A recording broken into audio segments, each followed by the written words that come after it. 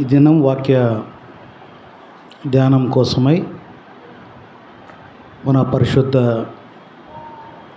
Bible గ్రంథంలో నుండి లూకాసు వార్త 23వ అధ్యాయము 42వ వచనాన్ని చదువుకుందాం.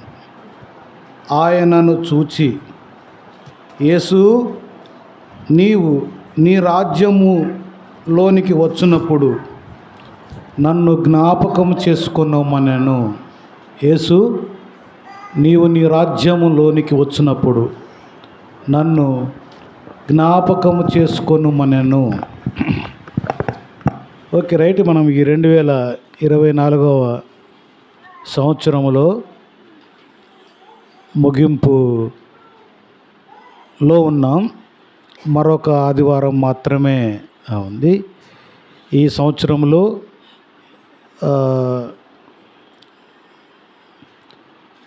నేను ఈ సంఘములో దాదాపుగా 12 నెలలు, ఒక నెల మిస్ అయిందేమో అని అనుకుంటున్నాను. తెలియదు. మ్యాక్సిమం ఈ పరిచర్యలో ఇక్కడ పరిచర్య చేయడానికి బెరయ క్రిస్టియన్ అసెంబ్లీ నాకు ఇచ్చిన ఈ మంచి అవకాశం, ఈ సంఘం బాధ్యులు, పెద్దలు, సహోదరులు నాకు ఇచ్చిన ప్రోత్సాహాన్ని బట్టి మీ అందరికీ, సంఘానికి నేను కృతజ్ఞుణ్ణి. ఇక నేను మళ్ళీ మనం మీట్ అయినా కలుసుకున్న న్యూ ఇయర్లోనే, ఈ లోపుగా నేను కలుసుకోకపోవచ్చు. ఏమైనా అవకాశం ఉంటే జూమ్ కూడా ఏమో తెలియదు. మేము 26 మా ఊర్లోనే ఉంటాం, 2వ తేదీ కూడా మా ఊర్లోనే ఉంటాం. అక్కడ ఉన్నప్పుడు కలుసుకోవడానికి నాకు ఇబ్బందిగా ఉంటుంది. అది విషయం. మీరు ఇచ్చిన ఈ సంఘంలో పరిచర్య చేసే అవకాశం, ప్రోత్సాహం అని బట్టి నేను చాలా సంతోషిస్తున్నాను. మీ అందరికీ కూడా మరోసారి సంఘం అంతటికి వందనాలు. దేవుని చిత్తమైతే న్యూ ఇయర్లో కలుద్దాం. అవకాశం ఉంటేనే ఇక్కడ ఉందాం. వీలైనంత వరకు సంఘానికి వెళ్దామని ప్రయత్నం చేస్తున్నాను. ఈ సంవత్సరం అంతా 3rd వీక్ నేను ఇక్కడ ఉండడానికి దేవుడు సహాయం చేశాడు. ఇది ఈ సంవత్సరం, ఈ నెలలో ఇది 4th week. Last week Gideons సహోదరులు, సేవకులు మన మధ్యకి రావడం ద్వారా నేను రాలేకపోయాను. మనకు మీటింగ్స్ జరిగినప్పుడు జూన్లోన అప్పుడు నేను సంఘానికి వెళ్దామని ప్రయత్నం చేశాను. ఇక్కడ సభలు కదా, పెద్దవాళ్ళు ఉంటారు. అయినా ఆ రోజు కూడా సోదరులు నన్ను ప్రేమించి ఉండన్నా అని వారు కోరడం చాలా నాకు సంతోషాన్ని ఇచ్చింది. మీదట ఇది కూడా నాకు ఒక ప్రాక్టికల్ అన్నమాట.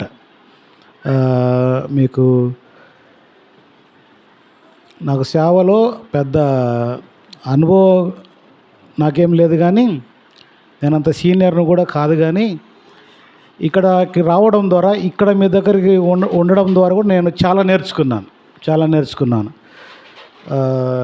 అది పరిస్థితి. నేను 2005లో యేసు ప్రభుని నమ్ముకున్నాను. 2009లో సేవకు వచ్చాను. 2011లో సంపూర్ణ సేవకునిగా చేయబడి ఇప్పటికి 12 సంవత్సరాలు పరిచర్య చేస్తూ ఉన్నాను. ఇక్కడికి రావటం, ఇక్కడ మీతో కలుసుకోవటం నాకు సంతోషం. ఈ ఒక్క మాటే, నేను 2 ఇయర్స్ అవుతుంది. నేను ఇంతవరకు ఒకసారి కూడా నాకు సాక్ష్యం చెప్పలేదు. ఈరోజు కూడా చెప్పబోవట్లేదు. అది ఎప్పుడొచ్చిద్దో అవకాశం తెలియదు. ఈ ఒక్క మాట మాత్రమే నేను చెప్పాలనుకున్నాను. రైట్. ఈ రోజున తీసిన వాక్యం కొద్దిగా విరుద్ధంగా అనిపించవచ్చు. లూకాసు వార్త 23వ అధ్యాయం 42వ వచనాన్ని తీశాం. ఈ సహజంగా మార్చి, ఏప్రిల్లో దీన్ని జోలికి వెళ్తారు ఎక్కువ శాతం. సిలువ ధ్యానాలు అని, సిలువలో పలికిన 7 మాటల గురించి, లేదంటే ఎప్పుడన్నా ఆరాధనలో కూడా దీన్ని తీస్తూ ఉంటారు. నేను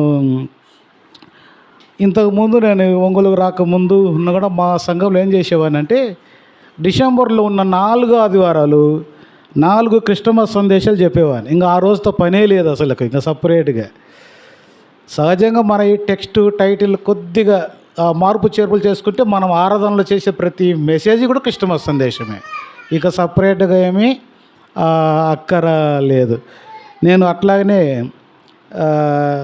అనుకున్నాను. రాత్రి కాల సమయంలో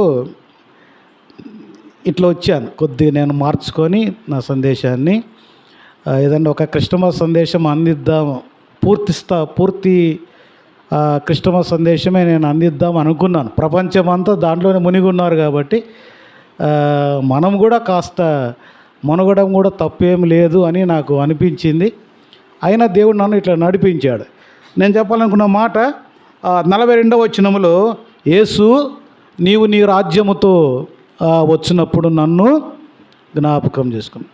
పోయిన నెలలో నేను వాక్యం చెప్తున్నాను. ఎఫెసీయులకు రాసిన పత్రిక 1వ అధ్యాయంలో పౌలు గురించి చెప్తున్నా. ఒక చిన్న పదం ఫ్లోలోనో కొద్దిగా ఒక మాట మాట్లాడాను. కళ్ళ జబ్బుని గురించి మాట్లాడుతూ ఆ పౌలుకు సంబంధించింది. ఆ పదం వెంట పదం మళ్ళా కడుపు జబ్బు అనే పదం వాడాను. అది తిమోతికి సంబంధించిన విషయం. దీన్ని కొద్దిగా కరెక్ట్ చేయండి. నేను అసలు గమనించలేదు దాన్ని. వాక్యం అయిపోయినాక అక్కలు జ్ఞాపకం చేశారు. చాలా సంతోషం, చాలా మంచిది. అంతకుముందు ఒక 6 నెలల క్రితం కూడా ఒకసారి ఏలి అనే యాజకుడు దగ్గర కూడా వాళ్ళ కుమారులు చనిపోయే దగ్గర కూడా ఒక పదం తప్పు చెప్పాను. అది నేను ఇంటికి పోయినాక జ్యోతమ్మ చెప్పింది, నువ్వు తప్పు చెప్పావు ఈ పదము, అది చెప్పబోయి ఇది చెప్పావు అన్నది. అయ్యో ఇది అన్నోళ్ళు యూట్యూబ్లో పెట్టింటారే, ఎవరైనా చూస్తే ఇది పట్టుకుంటారని అనిపించింది.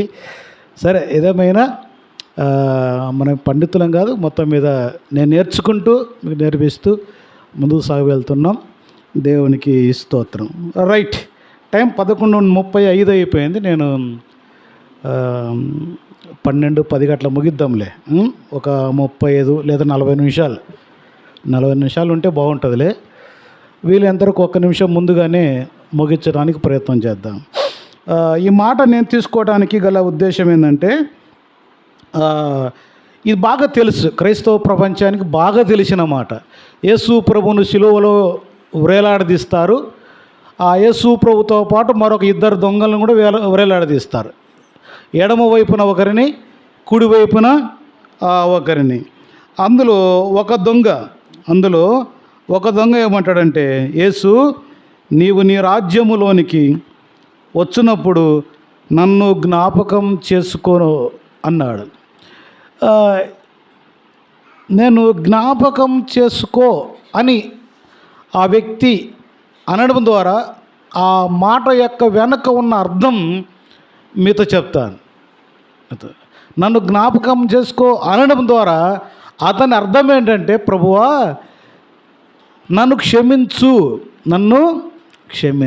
నేను దోషిని, నేను పాపిని అంటాడు కదా. ఇది మనకు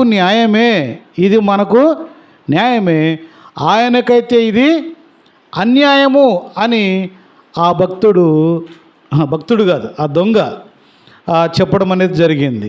కాబట్టి ఈ టైంలో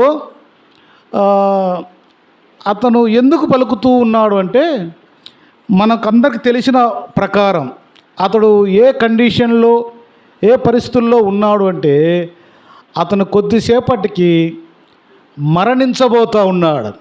తన బ్రతుకు, తన లైఫ్ ముగింపు దశలో ఉన్నాడు. తన ముగింపు దశలో తాను పలుకుతున్న మాట ఏమిటంటే, ప్రభువా నన్ను జ్ఞాపకం చేసుకో అంటే దీని వెనకున్న అర్థం నన్ను క్షమించు అన్నాడు. వెంటనే యేసు ప్రభువారు అతన్ని క్షమించినట్లుగా, నేడు నీవు నాతో కూడా పరదైసులో ఉందువు అని చెప్పినట్లుగా మనం చూస్తూ ఉన్నాం ప్రియులారా. ఈ ఉదయకాల సమయంలో ఈ మాట మనం అందరం కూడా పలికితే అది మనకి ఎంతో క్షేమాన్ని కలిగిస్తుంది, ఎంతో సహాయం మనకు అందిస్తూ ఉంది అనే మాట మీకు చెప్పాలనుకుంటున్నాం. 2024వ సంవత్సరానికి మనం ముగింపులో ఉన్నాం. ఈ ముగింపులో మనల్ని మనం ఒకసారి పరిశీలించుకుంటే మనం ఎలా ఉన్నాం, ఏం చేశాం, ఏదైనా చేస్తుంటే ఎలా చేస్తున్నాం, మనం ఎలా జీవించాం, వీటిని మనం ఒకసారి జ్ఞాపకం చేసుకునవలసిన వరమై ఉన్నాం. ఇతడైతే ఈ దొంగ తన జీవితం ముగింపు దశలో ప్రభువా నన్ను జ్ఞాపకం చేసుకో అన్నాడు. ప్రభువా నన్ను జ్ఞాపకం చేసుకో అనడం ద్వారా యేసు ప్రభువారు అతన్ని జ్ఞాపకం చేసుకున్నట్లుగా, అతన్ని క్షమించినట్లుగా, అతడికి ఆ రోజున రక్షణ లేదు, అప్పటికి బాప్తిస్మం లేదు. కానీ ఆ ఒక్క మాటలోనే యేసు ప్రభువారు అతనికి అన్నీ అనుగ్రహించినట్లుగా, నిత్య జీవంలో అతనికి చోటు ఇచ్చినట్లుగా మనం చూడగలుగుతున్నాం. నేను ఇంకొక 2-3 విషయాలు చెప్తాను. ఈ 30 నిమిషాల లోపునే మన భాగం ఇది కాదు. నేను న్యాయాధిపతుల గ్రంథం దగ్గర కూడా వద్దాం ఒకసారి. న్యాయాధిపతుల గ్రంథం 15వ అధ్యాయం 18. న్యాయాధిపతుల గ్రంథం 16వ అధ్యాయము 28వ వచనాన్ని చదువుదాం. న్యాయాధిపతుల గ్రంథం 16వ అధ్యాయము 28వ వాక్యం. అప్పుడు సంసోను, యెహోవా ప్రభువా దయచేసి నన్ను జ్ఞాపకం చేసుకో, దయచేసి నన్ను. ఇందాక శిలువలో వేలాడుతున్న దొంగ పలికినట్లుగానే, ఆ దొంగ అడిగినట్లుగానే ఇక్కడ సంసోను గారు కూడా అడుగుతూ ఉన్నట్లుగా ఉంది. దీనిని మనం ఒక రకంగా ప్రార్థన అని కూడా చెప్పవచ్చు. ప్రభువా నన్ను జ్ఞాపకం చేసుకో అనే ఆ పదాన్ని మనం ప్రార్థనలు కూడా ఉపయోగిస్తాం, వాడాలి కూడా. మనకు సంసోను గారి గురించి తెలుసు. ఆయన ఆ 13వ అధ్యాయంలో వారి తల్లిదండ్రులకు ఒక వాగ్దానము ఇచ్చి ముందుగానే ఒక మాట చెప్పి 13:3లో యెహోవా దూత ఆ స్త్రీకి ప్రత్యక్షమై, ఇదిగో నీవు గొడ్రాలవు, నీకు కానుపు లేకపోయాను, అయితే నీవు గర్భవతి అయి కుమారుని కందువు. ఈ మాట ఆ పిల్లవాడు మగ పిల్లవాడు పుడతాడు, అతడు రక్షకుడుగా ఉంటాడు. రక్షకుడు అంటే న్యాయాధిపతి అవుతాడు. ప్రజలకు అతనే న్యాయం తీర్చాలి, ప్రజలకు అతనే అండగా ఉండాలి, ప్రజలకు అతనే కంఫర్ట్ ఇవ్వాలి. ఇది దేవుని ఉద్దేశం, ఇది దేవుని ప్రణాళిక సంసోను పట్ల. ఆ పిల్లవాడిని మీరు చాలా జాగ్రత్తగా పెంచాలి అని కొన్ని జాగ్రత్తలు కూడా చెప్పాడు ఇక్కడ 4-5 వచనాల్లో. కాబట్టి నువ్వు జాగ్రత్తగా ఉండాలి, ద్రాక్షారసమునే కానీ మద్యమునే కానీ త్రాగకూడదు, అపవిత్రమైనది ఏది నువ్వు తినకూడదు, నువ్వు గర్భవతి కుమారుని కందువు, అతని తల మీద మంగళ కత్తి వేయకూడదు, అతన్ని అన్నాడు. అంటే జంట్, నీకు పుట్టబోయేది మగబిడ్డ. ఆ మగబిడ్డ ఇశ్రాయేలులను రక్షించేవాడిగా ఉండాలి, ఇశ్రాయేలులను కాపాడేవాడిగా ఉండాలి, న్యాయాధిపతిగా ఉంటాడు అనే మాటలు చాలా స్పష్టంగా చెప్పడం జరిగింది. అయితే 24వ వచనంలో ఆ బాలుడు ఎదిగినప్పుడు యెహోవా అతనిని ఆశీర్వదించెను. వాగ్దానం చేయబడి పుట్టిన బిడ్డ, ఆశీర్వదింపబడిన ఆ బిడ్డ సంసోన్. తర్వాత 14, 15, 16 ఈ 3 అధ్యాయాలలో మనం సంసోను చూస్తే 14వ అధ్యాయం ప్రారంభంలోనే అతడు తిమ్నాతుకు వెళ్ళినట్లుగా అక్కడ ఒక ఫిలిస్తీయుల కుమార్తెను చూచి అతడు తప్పిదం చేసిన వాడిగా, పాపంలో పడిపోయిన వాడిగా మనం చూస్తాం. తర్వాత ఈ సంసోను యొక్క పరిస్థితి చాలా బలమైన కార్యాలు, శూర కార్యాలు చేశాడు. ఫిలిస్తీయుల ఎడల అతడు ఒకసారి ఒక పెద్ద ఇనుప గేట్ తీసుకెళ్ళి కొండ మీద విసిరేసినట్టుగా అతని శక్తి, సామర్థ్యం, బలం మనం చూడగలం. తర్వాత పచ్చి గాడిద దవడ ఎముక తీసుకొని 1000 మందిని చంపినట్లుగా మనం చూడగలం. ఇలా ఇది 15, 16లో అప్పుడు సంసోను గాడిద దవడ ఎముకతో ఒక కుప్పను 2 కుప్పలుగా నేను చంపి ఉన్నాను అని చెప్తాడు. తర్వాత నక్కలను పట్టుకొని వాడు ఆ చేలను నాశనం చేయడం, అంటే నక్కను పట్టుకోవడం అంత ఆశామాష కాదు. ఒక్కోసారి మన ఇంట్లో ఉన్న మన పిల్లినే పట్టుకోలేము. కొన్ని పెంపుడు పిల్లులు ఉంటాయి, అవి దొరుకుతాయి, కానీ అన్ని పిల్లులు దొరకవు. ఇట్లా అతని యొక్క బలం, అతని యొక్క శక్తి, అతని యొక్క సామర్థ్యాన్ని మనం ఎరుగుదాము. అతడు మెల్లమెల్లగా లోకంలో కలిసిపోయి ఆ పాపములో పడిపోయి పాపములోనే ఇక జీవిస్తూ పాపము కోసమే బ్రతుకుతున్నట్లుగా తన జీవితంలో చాలా అవమానం పొంది దేవుని యొక్క ఆత్మను కోల్పోయి దేవుని యొక్క సన్నిధిని అతను కోల్పోయి దేవుని చేత విసర్జింపబడిన వాడిగానే ఉన్నాడు. తర్వాత మరొక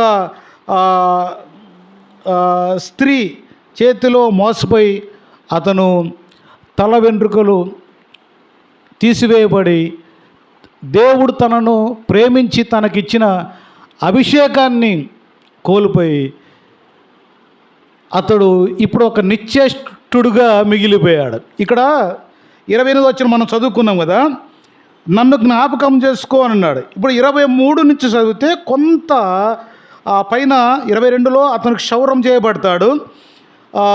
ఇక తర్వాత 20 వచనంలో దేవుడు అతన్ని వదిలిపెట్టేస్తాడు. యెహోవా తనను ఎడబాసెనని అతనికి తెలియలేదు. దేవుడు విడిచిపెట్టేశాడు. దేవుని ఆత్మ తొలగిపోయింది, క్షౌరం చేయబడింది, అభిషేకం పోయింది. ఇప్పుడంతా ఏమీ లేనివాడిగా మిగిలిపోయాడు. ఒకప్పుడు సంసోన్ను తాళ్ళతో కట్టారు, కానీ ఇక ఏం చేయలేదు అనుకున్నారు. కానీ తాళ్ళు తెంపివేసి వారిని ఫిలిస్తీయులను భయపెట్టి వారిని చంపివేసినట్టుగా మనం చూస్తున్నాం. నేను ఒక కండిషన్ చెప్తున్నాను. ప్రస్తుతం ఇవన్నీ జరిగిన తర్వాత సంసోను యొక్క కండిషన్ ఇప్పుడు కూడా చావుకు దగ్గరలో ఉన్నాడు. తన జీవితపు ముగింపు దశలో ఉన్నాడు. ఇంకా కాసేపట్లో చచ్చిపోతాను. 23లో మన దేవత మన శత్రువైన సంసోను మనకు అప్పగించింది. ఈ దేవతకు ఈ సంసోనును బలి ఇద్దామని మాట్లాడుకుంటున్నారు. 25 లైన్లో వారు అతన్ని చూచి గుడి స్తంభముల మధ్య అతన్ని నిలవబెట్టి పరిహాసం చేయబడ్డారు. అతడు అవమానం పొందాడు, పరిహాసం చేయబడ్డాడు, ఎగతాళి చేయబడ్డాడు, చులకనగా చేయబడ్డాడు.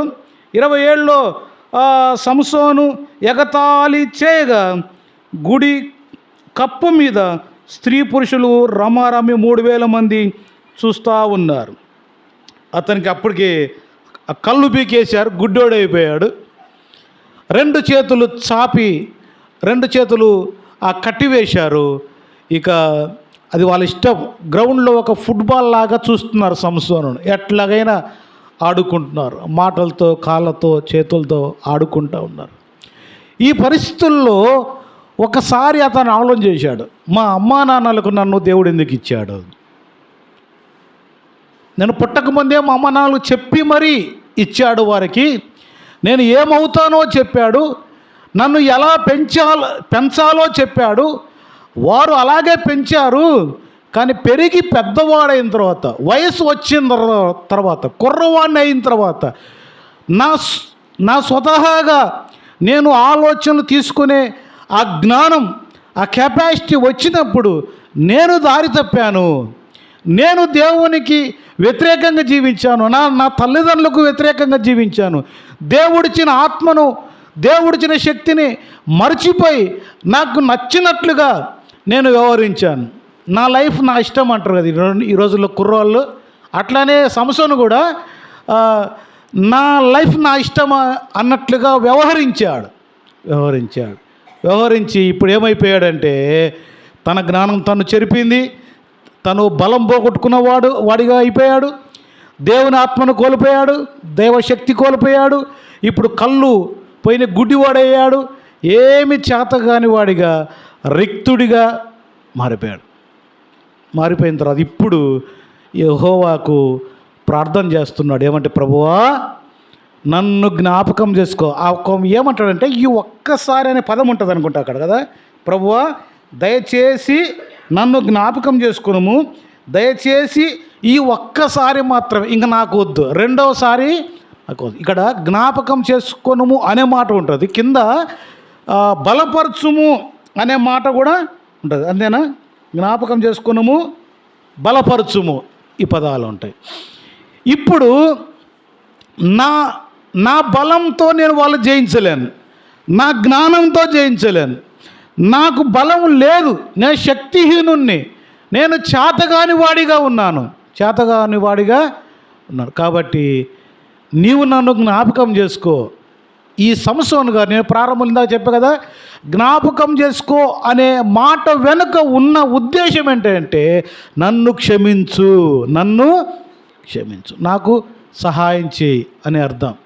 నన్ను క్షమించు అని అతడు అడగటంతో అంతా ఏం లేదు కానీ అక్కడ ఆ ప్రార్థన చేసి అక్కడ అడిగిన తర్వాత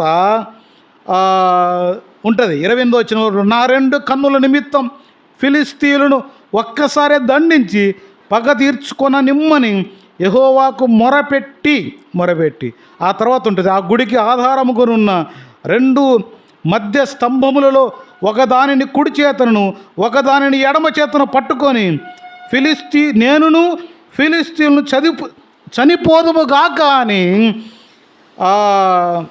చెప్పి బలముతో వంగినప్పుడు ఆ 2 స్తంభాలు విరిగిపోయినాయి, తన చేతులు విడిపించబడ్డాయి. కానీ తాను చచ్చిపోయాడు, తనతో ఉన్న 1000 మంది సర్దారులు చచ్చిపోయారు. ఇక్కడ జరిగింది ఏంటంటే అతని కోరిక దేవుడు నెరవేర్చాడు, తనను క్షమించాడు, తన కోరిక నెరవేర్చాడు. కొంతమంది అంటారు అతన్ని బ్రతికించవచ్చు కదా అన్నాడు. లేదు, అయిపోయింది అతని ఛాన్సు.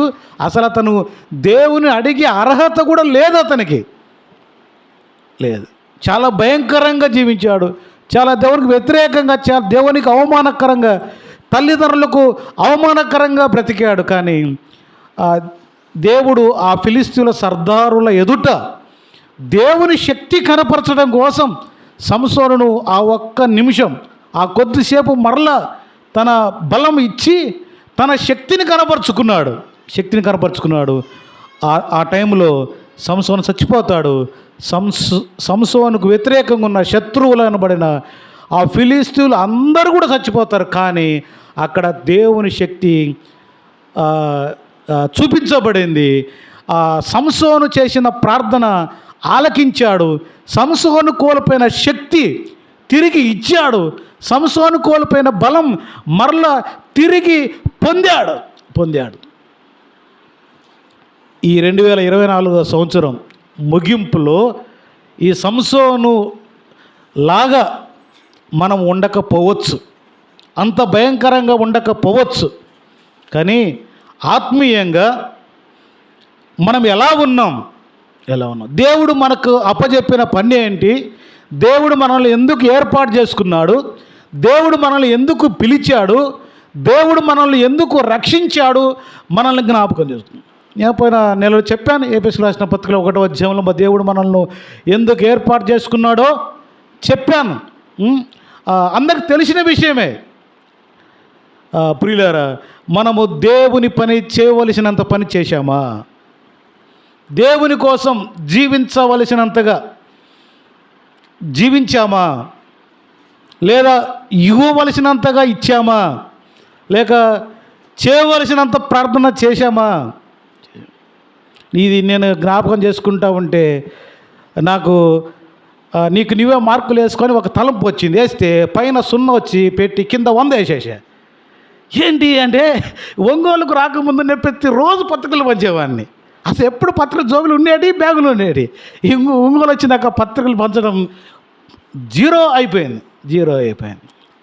ఏదైనా అవకాశం వచ్చిద్దేమో అని చూస్తూ ఉంటే రాలేదు. ఇక మనం కల్పించుకోవడమే.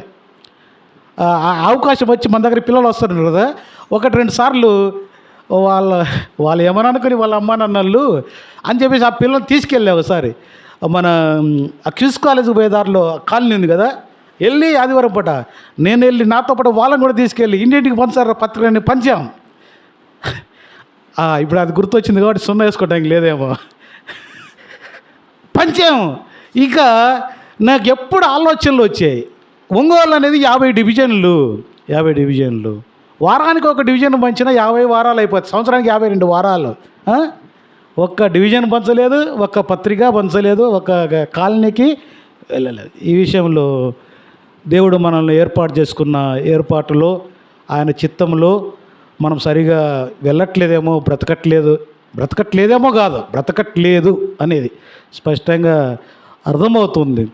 దీనిని సవరించుకొని సరిచేసుకొని రానున్న న్యూ ఇయర్లో ఇంకొద్దిగా మంచిగా కష్టపడాలి, పనిచేయాలి అనే ఆలోచన నాకు వస్తుంది. ఇది అందరికీ సంబంధించిన విషయం కూడా.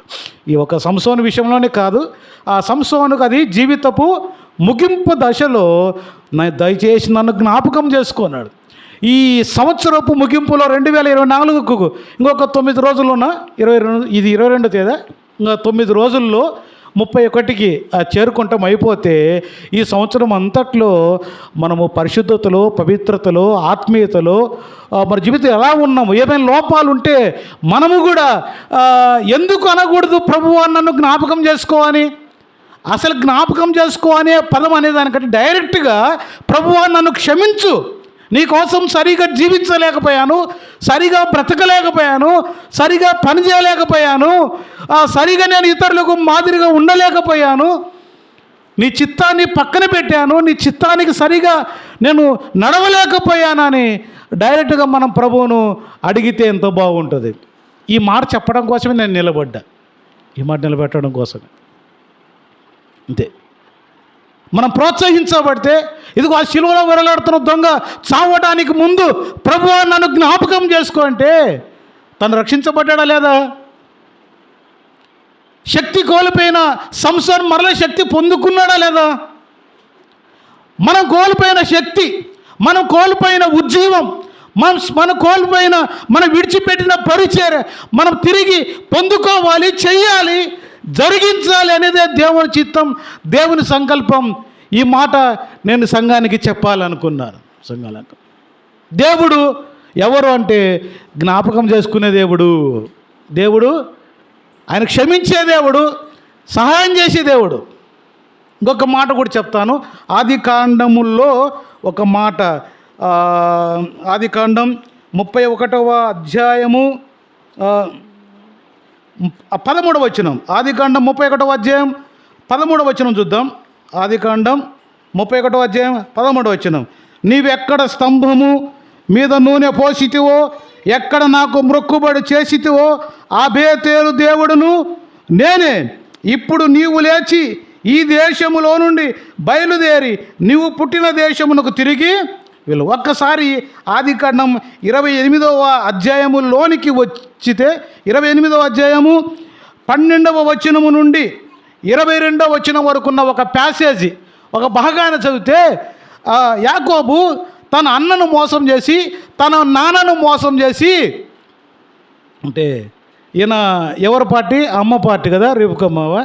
ఒరే నువ్వు ఇక్కడ ఉంటే నువ్వు చచ్చిపోతావు, మీ నాన్న వదిలిపెట్టవచ్చు, ఏషావు అయితే నిన్ను వదిలిపెట్టే పరిస్థితి లేదు, వాడు ఖచ్చితంగా నేను చంపేస్తాడు. అదే మన చేతులు ఎప్పుడు క్యాట్బాల్, అంబు, ఆ కత్తి ఇవన్నీ ఈట ఉంటాయి. ఇక నువ్వు లేకుండా నేను ఊహించుకోలేను, నువ్వు బ్రతకాలి. ఇక్కడ ఉన్నా లేకపోయినా పర్లేదు, నా ఎదుట ఉన్నా లేకపోయినా పర్లేదు, నువ్వు ఎక్కడ ఉన్నా క్షేమంగా ఉంటే చాలని చెప్పేసి వానికి సద్యన్నం పెట్టి మరి కొన్ని జాగ్రత్తలు చెప్పి, నువ్వు వెళ్ళి మీ మామయ్య దగ్గర ఉండు, మీ మామయ్య దగ్గర అక్కడే ఉండు, కొన్నాళ్ళు ఆ తల దాచుకో అని చెప్తూ పెళ్ళి కూడా చేసుకో అంటే, మేము రామని ముందే ఫిక్స్ అయింది ఏమో, మేమేం చూడం, మేము రాలేము, అది అయ్యే పని కాదు అన్నట్లుగా చెప్పి పెళ్ళి చేసుకో, ఆ మామయ్యల దగ్గర జాగ్రత్తగా ఉండు, ఇక జరిగిన సంగతులన్నీ చెప్పి ఉండు, ఏదో ఒక రోజు కలుసుకుందామని చెప్పి పంపిస్తే, అతను వెళ్తూ అరణ్యంలో చీకటి అయిపోయినప్పుడు అతను నడవడానికి వీలు లేక అక్కడే పడుకొని ఒక చిన్న రాయి తీసుకొని ఆ తలగడ కింద పెట్టుకొని నిద్రపోతూ ఉంటే ఒక కలగంటున్నాడు. 28వ అధ్యాయంలో, ఒక నిచ్చెన వేయబడి ఆకాశానికి భూమికి కొందరు పైకి ఎక్కుతూ ఉన్నారు, కొందరు కిందికి దిగుతూ ఉన్నారు. అతనికి అర్థం కాలేదు, మెలకు వచ్చింది. ఇదేంటి అని చూస్తే అక్కడే ఉన్నాడు, చీకట్లో ఉన్నాడు, మబ్బు అని అంటారా ఒంగోలు వాళ్ళు? అంటారా? మేమైతే మబ్బు అంటాం. ప్రకాశం జిల్లాలో ఉంటుంది. ఆ మబ్బులో అతడు దేవుని దర్శనాన్ని చూశాడు. దేవుడు ప్రత్యక్షమయ్యాడు. బేతేలు అనే స్థలం, ఇది పరలోకపు గవిని అని పేరు పెట్టాడు. అప్పుడు చెప్తాడు 14:15లో ఇదిగో 14 వచనం మరియు 15 వచనం, ఇదిగో నేను నీకు తోడై ఉండి నీవు వెళ్ళు ప్రతి స్థలమందు నిన్ను కాపాడుచు ఈ దేశంకు నేను మరలా రప్పింతును, నిన్ను మరలా తీసుకొస్తాను, వెళ్ళు, నువ్వు ఎక్కడికి వెళ్ళినా నేను తోడుకుంటాను, నీ పట్ల నాకు ఒక ప్రణాళిక ఉంది, నీ పట్ల నాకు ఒక ఉద్దేశం ఉంది, నిన్ను గొప్పవానిగా చేస్తాను. నీ జనాంగం అంటే అబ్రాహాంకి ఇచ్చిన వాగ్దానమే, ఇస్సాకుకి ఇచ్చిన వాగ్దానమే, యాకోబుకి కూడా అదే వాగ్దానం, అని ముగ్గురికి కూడా సేమ్ వాగ్దానం. ఆ వాగ్దానం యొక్క సంతానమే మనం కూడా ఇశ్రాయేల్. వెళ్ళు అన్నాడు. వెళ్ళాడు. వెళ్ళి ఆయన ఒక అమ్మాయిని చేసుకోవాలనుకున్నాడు. వాళ్ళ మామ ఇంకొక అమ్మాయిని ఇచ్చాడు. ఇదేంటి మామ అని ప్రశ్నిస్తే, అదేముంది, 7 ఏళ్ళు కష్టపడ్డావు, ఇంకొక 7 ఏళ్ళు కష్టపడితే మళ్ళీ నువ్వు అనుకున్నది నీకు ఇస్తానన్నాడు. అంటే ఒకరికి 2 అయ్యారు. ఈమెకు కొద్ది రోజులకు గర్భం దాల్చడం కొద్దిగా లేట్ అయింది. ఆమె ఏం చేసిందంటే లేయ ఆమె పనికత్తిని కూడా మళ్ళీ ఆయనకి ఇస్తే ఆమెకు కూడా పిల్లలితే, నువ్వేనా నీ పనికత్తిని ఇచ్చేది, నేను ఇవ్వలేనా అని ఆమె కూడా పోటీపడి ఆమె కూడా ఆ పని మనిషిని ఆయనకి ఇస్తే, అప్పుడు యాకోబుకు ఒక్కరు చేసుకోబోయి ఎంతమంది చేసుకున్నాడు? 4 చేసుకున్నాడు. డజన్ మందిని కన్నాడు. అంటే క్రికెట్ టీము అయిపోయి అక్కడ 1000 గొర్రెలు, బంగారు, వెండి అంతా సంపాదించుకుని ధనవంతుడైపోయి దేవుణ్ణి మర్చిపోయాడు. అక్కడే ఇంకా బోల్టాలు వేసి బిగించుకొని కూర్చున్నట్టుగా అక్కడే ఉండిపోయాడు. అక్కడ ఉన్న యాకోబు, ఇదంతా సుమారుగా ఒక 20 సంవత్సరాల స్టోరీ. 20 సంవత్సరాల స్టోరీ. 4 భార్యలు, డజన్ మంది పిల్లలు, మంచి ఆస్తి, మంచి జ్ఞానం ఉంటుండగా ఇప్పుడు 31:13లో దేవుడే ప్రత్యక్షమై నేను ఏమని చెప్తున్నాడు, నీకు ఆ రోజు నేను బేతేలు దేవుడును, నీకు కనపడ్డా కదా, ఆ రోజు నీకు చెప్పా కదా, నిన్ను విడువను ఎడబాయనని చెప్పా కదా, నేను మరలా తీసుకొస్తా కదా, నువ్వు మర్చిపోయావు, నీకు చేసిన వాగ్దానాన్ని నేను మర్చిపోవట్లేదు, నీకు చేసిన వాగ్దానాన్ని నేను మర్చిపోలేదు, నీ ఎడల నాకున్న ప్రణాళికను కూడా నేను మర్చిపోవట్లేదు, నీ ఎడల నేను కలిగి ఉన్న ఉద్దేశం, నా చిత్తాన్ని కూడా నేను మర్చిపోలేదు, నువ్వు మర్చిపోయావు, ఇదిగో జ్ఞాపకం చేస్తున్నాను, బయలుదేరు నీ భార్య పిల్లలను తీసుకొని అన్నాడు. ఈ అట్ట పోవడానికి ముందే కొద్దిగా పొగ పెట్టాడు. ఆడ మామ అల్లులో కొద్ది తేడాలు వచ్చేసి ఆ బామర్దులతో కూడా తేడాలు చేసి ఆయన అంటాడు, ఇదిగో ఇంతకు ముందున్నట్టుగా మీ అన్నోళ్ళు లేక మా బామర్దులు అట్లా లేరు, ఏదో ప్రేమలో తేడా వచ్చింది, ఇక ఇక్కడ ఉండడానికి లేదు, నాకు ఆత్మగౌరవం ముఖ్యం నాకు అన్నాడు. ఇదంతా దేవుడు చేసిందే. నీకు గౌరవం లేకపోతే నాకు ఏం గౌరవం ఉండదు, నువ్వే నాకు ముఖ్యం, మనం కూడా వెళ్దాం పానది వెంటనే. ఒక రకంగా కొన్ని కుటుంబాలు బాగుపడాలంటే, సమాధానంగా ఉండాలంటే ఏకీభావం, అంగీకారం ఈయన ఉండాలి. ఇక్కడ వాళ్ళు ఎలాంటి వారైనా ఏ పరిస్థితులు ఉన్నా యాకోబుతో ఏకీభవించారు. వారి కుటుంబం, వారి భార్యలు అంత మూటే ముళ్ళ పట్టుకొని బ్యాగ్ సర్దుకున్నారు, వెళ్ళిపోయారు. అంతా చెప్పట్లేదు. అక్కడ యాకోబు పట్ల దేవుని చిత్తాన్ని అతడు మర్చిపోయాడు రావటం. దేవుడే జ్ఞాపకం చేశాడు, నువ్వు బయలుదేరు, మళ్ళీ బేతేలుకి వెళ్ళు, చాలా పని ఉంది, అక్కడ నువ్వు చాలా ప్రయాణం చేయాలి, అక్కడికి వెళ్ళాలి, చాలా నువ్వు చేయవలసిన కార్యక్రమాలు ఉన్నాయి. అంటే ఒక్కోసారి దేవుని ఎడల, దేవుడు మన ఎడల కలిగి ఉన్న ప్రణాళిక, చిత్తం, ఉద్దేశం, ఆయన పనులు మనం మర్చిపోవచ్చు, కానీ దేవుడు మర్చిపోడు. తన సంకల్పాన్ని ఆయన మర్చిపోయేవాడు కాదు ప్రియులారా.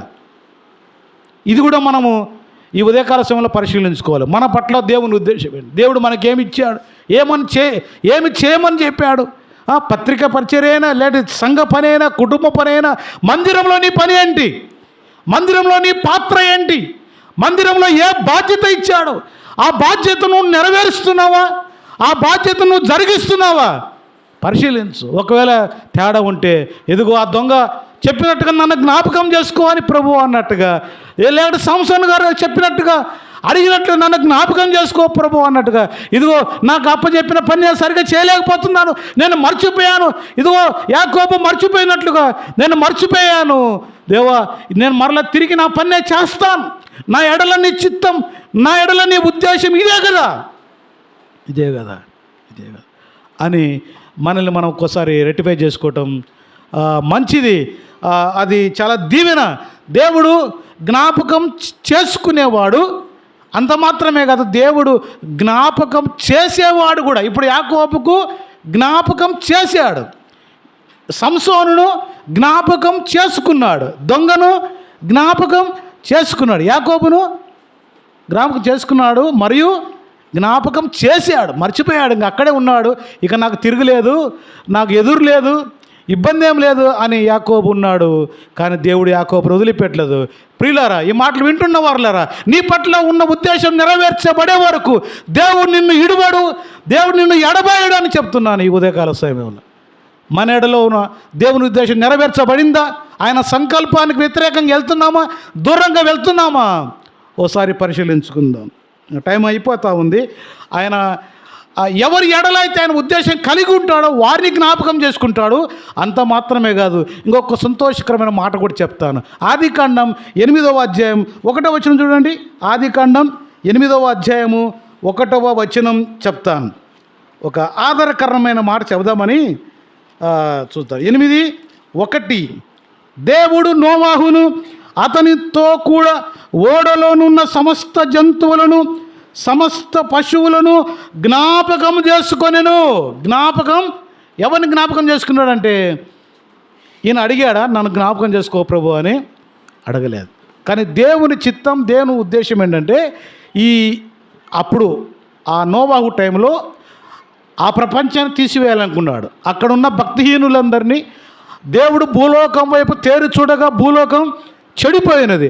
ఆ చెడిపోయిన ఆ లోకాన్ని లేదా ఆ జనాన్ని, ఆ పరిస్థితులన్నిటినీ దేవుడు లేకుండా చేయాలనుకున్నాడు. కానీ ఆ టైంలో, ఆ కాలంలో నీతివంతునిగా, పరిశుద్ధునిగా 7:1 ఈ తరం వారిలో నీవు నా ఎదుట నీతిమంతుడవు లేదా పరిశుద్ధుడవు, పరిశుద్ధంగా జీవించిన నిన్ను నేను జ్ఞాపకం చేసుకుంటున్నాను అన్నాడు యేసు దేవుడు. ప్రియులారా, ఇక్కడ ఉంటున్న ప్రియులారా, మారు మనసు పొందిన వారులారా, పరిశుద్ధులుగా ఉంటున్న వారులారా, మనమందరం పరిశుద్ధులం, రాజులని యాజక సమూహం. దేవుడు మనల్ని కూడా జ్ఞాపకం చేసుకుంటాడు. జ్ఞాపకం చేసుకో అని అడిగితేనే కాదు, నిజంగా నువ్వు పరిశుద్ధుడు అయితే, పరిశుద్ధురాలు అయితే, నీతిమంతులం అయితే దేవుడు మనం జ్ఞాపకం చేసుకుంటాడు. ఎట్లా జ్ఞాపకం చేసుకుంటాడు అర్థం ఏంటండి అంటే, ఆ రోజు వారితో పాటు, భక్తిహీనులతో పాటు, చెడిపోయిన వారితో పాటు చనిపోకుండా నోవాహును కాపాడాడు, నోవాహును జ్ఞాపకం చేసుకున్నాడు. నోవాహును బట్టి నోవాహు కుటుంబాన్ని కూడా రక్షించాడు. ఈరోజు నువ్వు రక్షించబడితే, నువ్వు పరిశుద్ధుడు అయితే, నిన్ను బట్టి నీ కుటుంబాన్ని కూడా జ్ఞాపకం చేసుకుంటాడని చెప్తున్నాను. అంటే ఎట్లా పడితే అలా ఉంటాయని కాదు, కానీ ఆయన కనుసన్నల్లో ఉంటాం. ప్రతి వ్యక్తి కూడా పరిశుద్ధులుగా మార్చబడాలనేది దేవుని చిత్తం.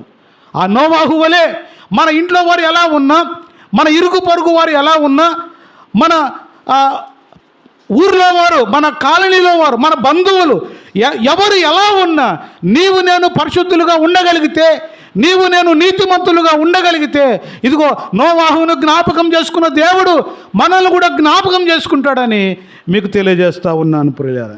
మీకు తెలియజేస్తాను. ఒక్క మాట కూడా చెప్తాను. ఆదికాండం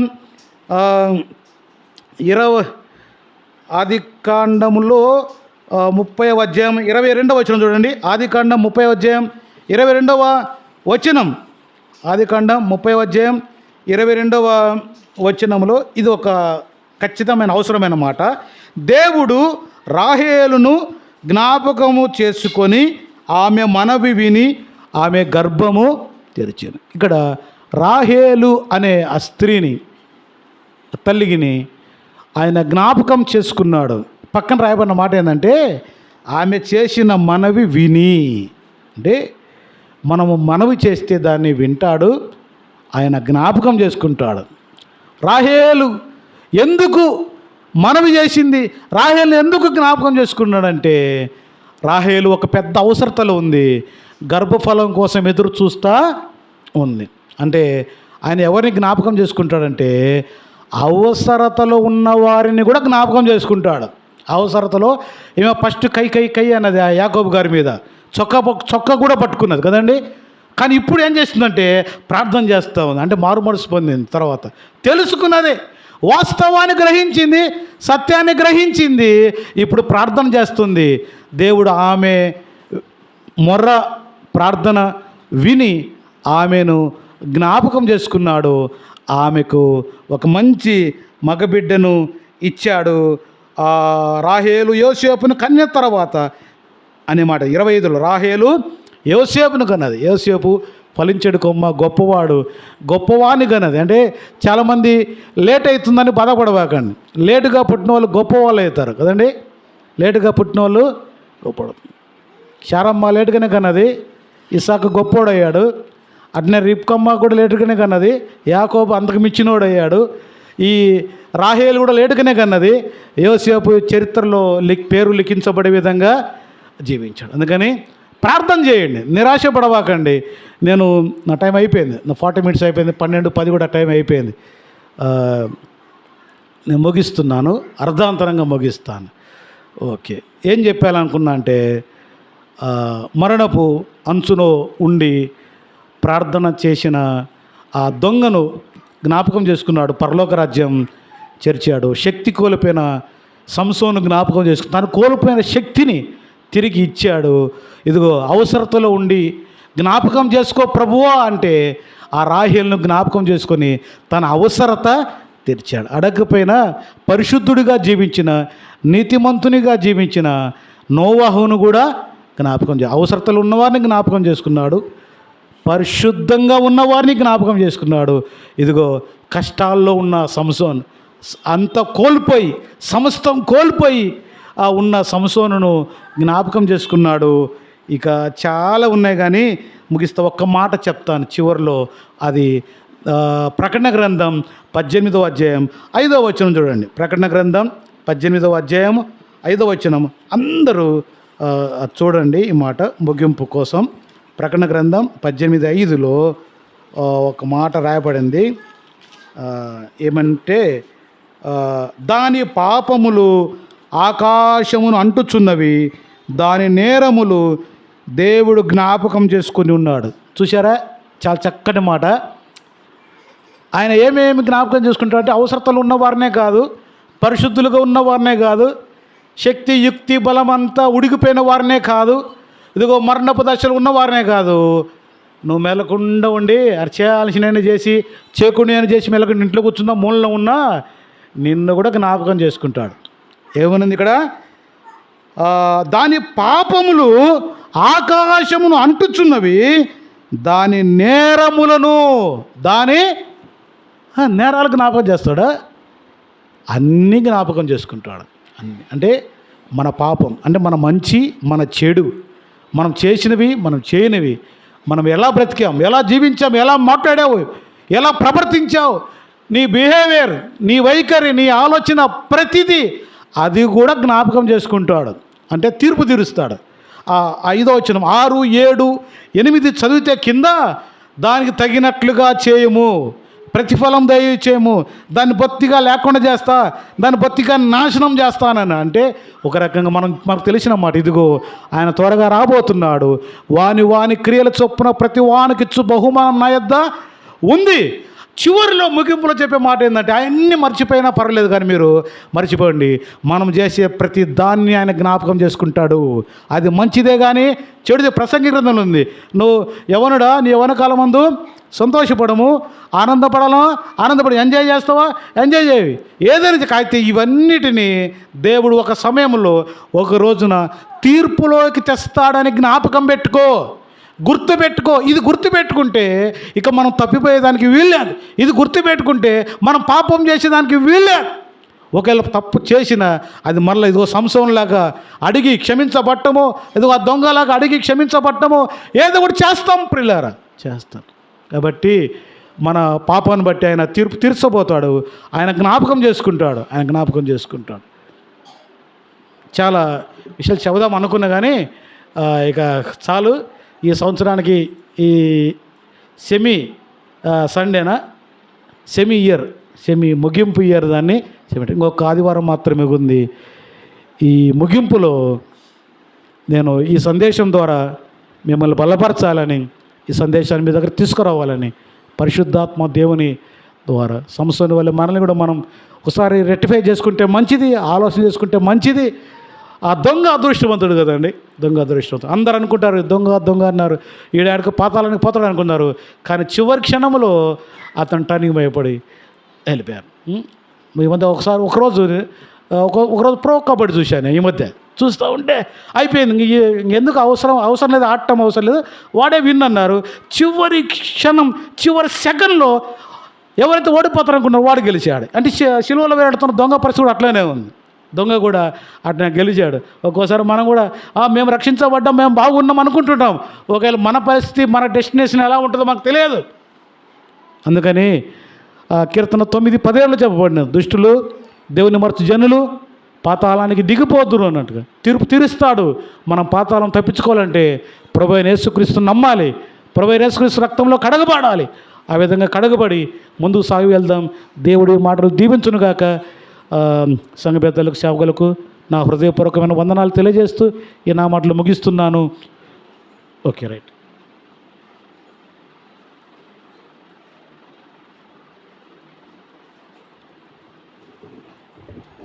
చక్కని మాటలు అందించిన రవి బ్రదర్కు సంఘం తరపున వందనాలు. నిజంగా దేవుడు మనల్ని జ్ఞాపకం చేసుకుంటాడు అనే మాటలు మనం చూసాం. దొంగను జ్ఞాపకం చేసుకున్నాడు. తర్వాత మరి సంసోనును కూడా జ్ఞాపకం చేసుకున్నాడు. మన జీవితంలో కూడా మన క్షమాపణ, మనల్ని దేవుని జ్ఞాపకం చేసుకోవాలని ప్రార్థన చేద్దాం. మనలో ఉన్న తప్పులు దిద్దుకొని దేవునిలో మరి సంసోను వాళ్ళే కాకుండా మన జీవితాన్ని సరి చేసుకొని మరి దేవుడు యాకోబును కూడా జ్ఞాపకం చేసుకున్నాడు, రాహేలును జ్ఞాపకం చేసుకున్నాడు. మరి దేవుడు మనల్ని జ్ఞాపకం చేసుకునే విధానాన్ని మనం చూసుకున్నాం. మన జీవితంలో కూడా దేవుడు మనల్ని విడువడు, ఎడవబాయుడు అనే మాటను మనం చూసుకున్నాం. ఆ విధంగా దేవుని కొరకు మనం జీవించలాగిన దేవుడు మనల్ని జ్ఞాపకం చేసుకొని బలపరిచిన కాక ప్రార్థన చేసుకుందాం. సర్వాధికారి, సర్వోన్నతులంటే మా గొప్ప దేవ, మా జీవితాల్లో, మా సంఘంలో మీరు చేసిన మేలన్నిటిని బట్టి మీకు స్తోత్రాలు చెల్లిస్తున్నాం. మీరు జ్ఞాపకం చేసుకునే దేవుడు అని మేము చూసాం. అయ్యా, మా యొక్క ఇబ్బందుల్లో, మా యొక్క బాధల్లో మీరు మమ్మల్ని జ్ఞాపకం చేసుకునే దేవుడు. అంతేకాకుండా మా నేరాలను బట్టి కూడా అయ్యా మీరు శిక్షించే దేవుడు, జ్ఞాపకం చేసుకునే దేవుడు అని మేము చూసుకున్నాం. అయ్యా, అటువంటి గొప్ప దేవుడు ఇక మీరు మాకు తోడైండి నడిపిస్తున్న విధానం బట్టి మీకు స్తోత్రాలు చెల్లిస్తున్నాం.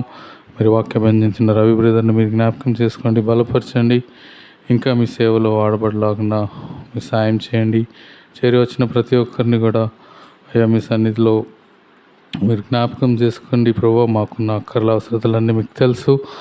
వాటిలో మీరు మమ్మల్ని నడిపించే దేవుడు కనుక మీకు స్తోత్రాలు చెల్లిస్తున్నాం.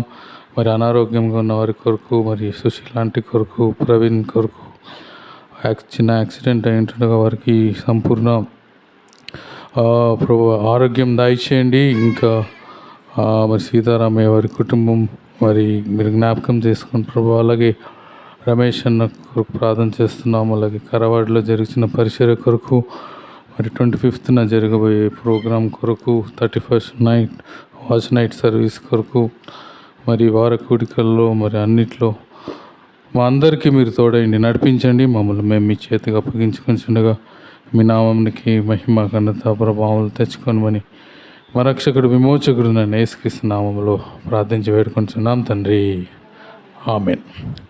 అందరికీ వందనాలు. కూడిక ముగిసింది, సెలవు తీసుకుంటాం.